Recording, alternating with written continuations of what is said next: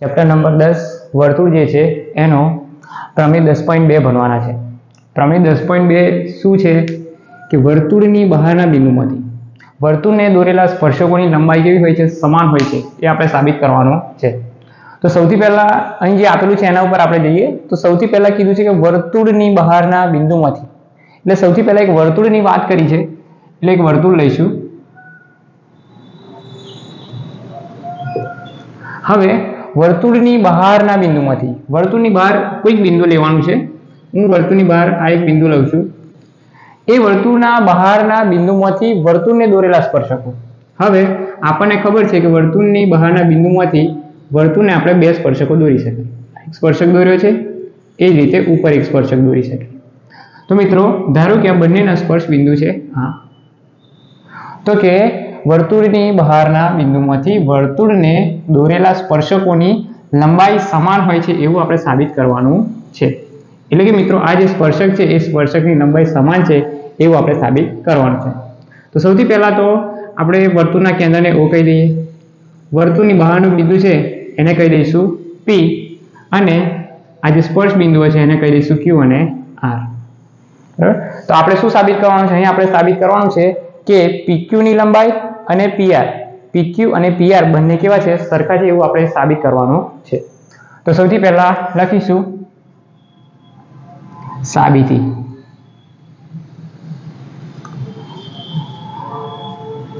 તો મિત્રો સાબિતીની અંદર સૌથી પહેલા લખવું હોય તો આપણે અહીં જે આકૃતિ દોરી એના વિશે લખવું પડે। તો સૌથી પહેલા આપણે શું કર્યું હતું કે સૌથી પહેલા આપણે એક O કેન્દ્ર વાળું વર્તુળ લીધો હતો, માટે અહીં લખીશું O કેન્દ્ર વાળું વર્તુળ લો અથવા તો દોરો। બરાબર, સૌથી પહેલા આપણે શું કામ કર્યું? O કેન્દ્ર વાળું એક વર્તુળ લીધું। એના પછી આપણે શું કર્યું છે? O કેન્દ્ર વાળું વર્તુળ લીધું, એના પછી આપણે વર્તુળની બહાર એક બિંદુ P લીધો, તો એ પણ અહીં લખીશું આપણને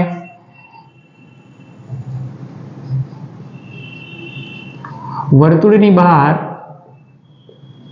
બિંદુ P લો। બરાબર મિત્રો, તો સૌથી પહેલા આપણે O કેન્દ્ર વાળું વર્તુળ લીધું, વર્તુળની બહાર બિંદુ P લીધો, પછી શું કર્યું આપણે કે P થી Q અને PR એટલે કે સ્પર્શકો દોર્યા, PQ અને PR સ્પર્શકો દોરો। તો અહીં લખાશે PQ અને PR સ્પર્શકો દોરો। બરાબર મિત્રો, આટલું આપણે કર્યું।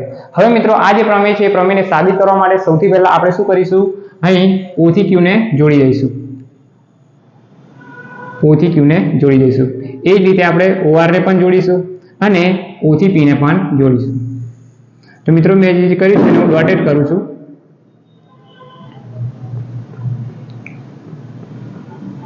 તો આ જે કર્યું છે એ આપણે અહીં લખવાનું છે। હવે તો સૌથી પહેલા લખીશું આપણે શું કર્યું તો કે O થી Q ને જોડો, એટલે મિત્રો કે OQ OR અને બીજું શું કર્યું? O થી P ને જોડો, OP જોડો। હવે આપણે સાબિત શું કરવાનું છે તે આપણે એ સાબિત કરવું છે। અહીં લખું છું આપને સાબિત કરવું છે કે, આપણે શું બતાવવાનું છે? આ જે બે સ્પર્શકો છે PQ અને PR એ બંને સરખા છે, એટલે કે આપણે બતાવવાનું છે PQ બરાબર PR। તો મિત્રો અહીં આ સાબિત કરવા માટે આપણે 9મા ધોરણની અંદર જે ભણી ગયા એ કન્સેપ્ટનો યુઝ કરવાનો છે। અહીં તમને બે ત્રિકોણો દેખાશે, આ બે ત્રિકોણને આપણે એકરૂપ સાબિત કરવાના છે, અને એકરૂપતાની એના પરથી આપણે આ બંનેને PQ અને PR બંને સરખા બતાવીશું। તો લખીએ અહીં ત્રિકોણ, અહીં તમને બે ત્રિકોણ જોવા પડશે, એક ઉપર ત્રિકોણ છે અને એક નીચે ત્રિકોણ છે। કયા કયા ત્રિકોણ છે? તો કે ઉપરનો ત્રિકોણ છે OQP, અહીં ત્રિકોણ OQP, અને બીજો ત્રિકોણ કયો છે? બીજો નીચેનો ત્રિકોણ ORP, ત્રિકોણ ORP માટે બરાબર મિત્રો આ બંને ત્રિકોણને આપણે શું બતાવવાના છે? એકરૂપ બતાવવાના છે। તો કઈ રીતે બતાવીશું? તો સૌથી પહેલા આપણે અહીં જોઈશું કે આપણે આગળ જોયું એ પ્રમાણે ત્રિજ્યા અને સ્પર્શક એ બંને વચ્ચે ખૂણો હંમેશા કેટલાનો બને? 90 નો બને। એ જ રીતે નીચે જુઓ, આ જે r છે એ પણ કેટલાનો બનશે? 90 નો બનશે, બરાબર. ત્રિજ્યા અને સ્પર્શક વચ્ચેનો ખૂણો કેટલાનો બને? 90 નો બને. માટે અહીંયા આપણે લખીશું, શું લખીશું? ખૂણો OQP, ખૂણો OQP બરાબર છે, કોના બરાબર છે? ખૂણો OQP 90 નો છે. એ જ રીતે ખૂણો ORP પણ 90 નો છે. એનો મતલબ કે આ બંને ખૂણા 90 ના છે.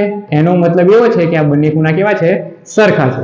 માટે હું લખી શકું OQP એના બરાબર ORP. અહીં લખવું હોય તો લખાય કે બંને કેટલા ખૂણા છે? 90 ના ખૂણા છે. એ જ રીતે આગળ જોઈએ, અહીં આ બંને ત્રિકોણ માટે તમે જોશો તો કે આ વચ્ચેની જે લાઈન છે OP જે છે એ OP બંને માટે કેવી છે? સામાન્ય બાજુ છે. તો હું અહીં લખી શકું OP બરાબર OP. શું લખાય? સામાન્ય બાજુ.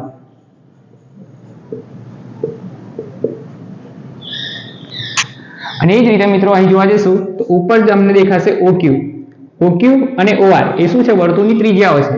માટે વર્તુળની ત્રિજ્યાઓ હંમેશા કેવી હોય? સરખી હોય. એટલે ઉપલા ત્રિકોણ માટે OQ અને નીચેના ત્રિકોણ માટે OR તો બંને કેવા થશે? સરખા થશે. માટે અહીં આપણે લખી શકીએ OQ બરાબર OR. શું કારણ છે? તો કે વર્તુળની ત્રિજ્યાઓ જે કેવી હોય? સરખી હોય. બરાબર મિત્રો. તો અહીં આપણે જોઈશું આ કયો શરત થશે? કાટખૂણો, કર્ણ અને બાજુ.